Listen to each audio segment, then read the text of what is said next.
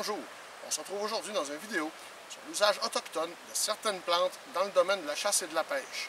C'est une vidéo qui a demandé beaucoup de recherches. Probablement que certaines images vidéo vont provenir d'Internet, puisqu'il aurait fallu que je fasse le tour de la forêt pour trouver toutes les plantes desquelles je vous parle en ce moment. Mais on va essayer d'expliquer un petit peu en quoi consistait l'usage de ces plantes pour faire des leurres. En particulier, c'est plus pour faire des leurres, parce qu'on n'approchera pas là, la construction de flèches et d'arcs. On va commencer avec la chilée millefeuille. La chilée millefeuille, c'est une plante que tout le monde connaît qui pousse le long des routes, le long des champs, le long des bordures de forêt. En fait, l'usage que les Amérindiens de certaines tribus faisaient de la chilée millefeuille, entre autres, était d'en ramasser les fleurs, les faire sécher, s'en servir de bait, dans le fond de leurre, pour le lynx du Canada lors des saisons de trapage. C'est une plante qui est très commune, donc il vous suffit de l'utiliser, mais je ne l'ai pas testé. Bref, c'est des recherches qu'on a faites, on n'a pas testé ça. Je crois que dans un usage moderne, ce que vous pourriez en faire, ce serait en faire une huile essentielle puis l'ajouter à vos setups à lynx. Ceux qui vont l'essayer, donnez-moi-en des nouvelles. Vous pouvez voir la chilée millefeuille porte quand même bien son nom. Regardez le type de feuilles qu'elle porte. Les fleurs sont blanches, ils vont prendre encore de la taille là, parce qu'on est en début de saison, puis on dirait qu'on est en sécheresse en plus. Donc c'est relativement facile à reconnaître. Il y en a d'autres ici, mais là les fleurs ne sont pas matures non plus, on va attendre avant d'en ramasser. Celle-ci est tout petite aussi, mais regardez les feuilles, comme je disais, c'est caractéristique, c'est vraiment facile à reconnaître. En plus, ça a une odeur caractéristique, ça sent, ben, moi je trouve que ça sent vraiment bon en fait. Là. Et vos lynx devraient adorer ça.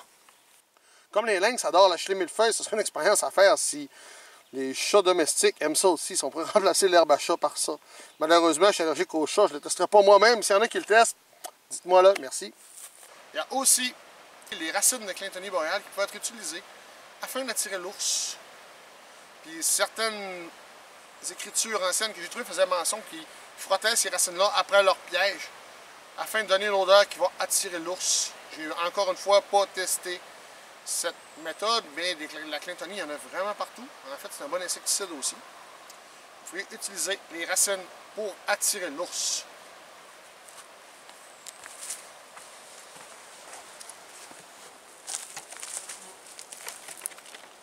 On va facilement reconnaître la Clintonie, voir des feuilles quand même assez cireuses, épaisses. Petits fleurs jaunes au printemps. Forêt boréale, c'est assez facile à identifier, vous ne pouvez pas vous tromper.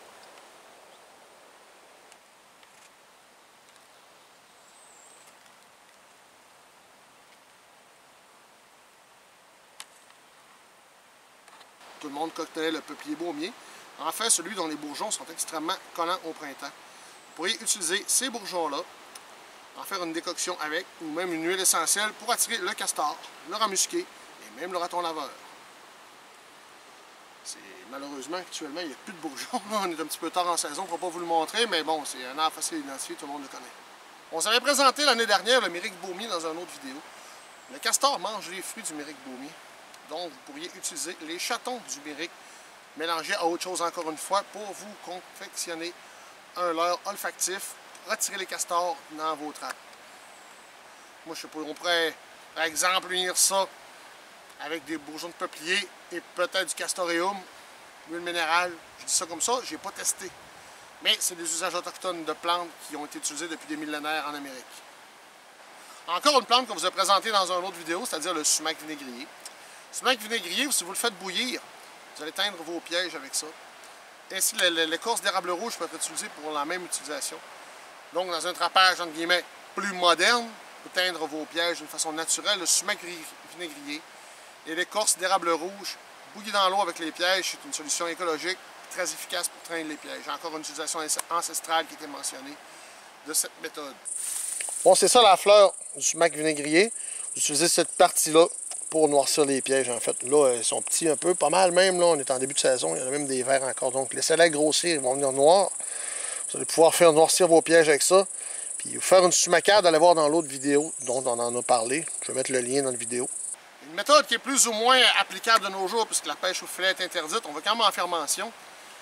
Pour utiliser l'accord odorant, les racines d'accord odorant, ainsi que de salse pareil. Vous en faites une décoction, vous faites tremper vos filets de pêche là-dedans. Ça va attirer des corégones dans vos filets, donc vous allez faire une magnifique pêche de corégones. On pourrait appliquer ça aujourd'hui, de nos jours, pour la fabrication de l'odeur de pêche à base d'huile ou d'eau ou autre, puis rajouter les racines d'accord-odorant à l'intérieur. C'est une méthode que je n'ai pas testée encore une fois, mais qui est utilisée ancestralement par nos peuples pour la pêche, entre autres, à l'aquarium. Salse pareil et accord-odorant.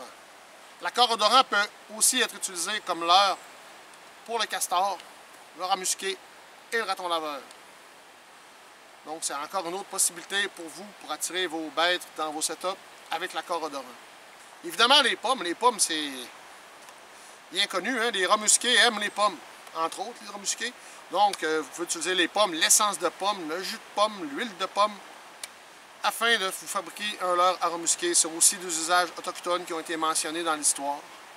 Je vais vous donner en référence, en fait, là, les livres que j'ai recherchés pour avoir ces résultats-là, en fait. Je pense que je vais faire une présentation d'un de ces livres-là plus tard en vidéo, mais pour l'instant, on se concentre sur les leurres. Là, on va finalement parler de la dernière plante que j'ai à vous présenter aujourd'hui, c'est l'armoise douce. Une cousine de l'armoise commune. On a déjà parlé de l'armoise commune dans un autre vidéo.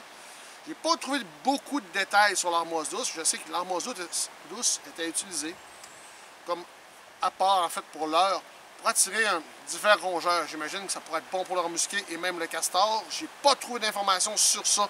Eux, ils parlent de rongeurs.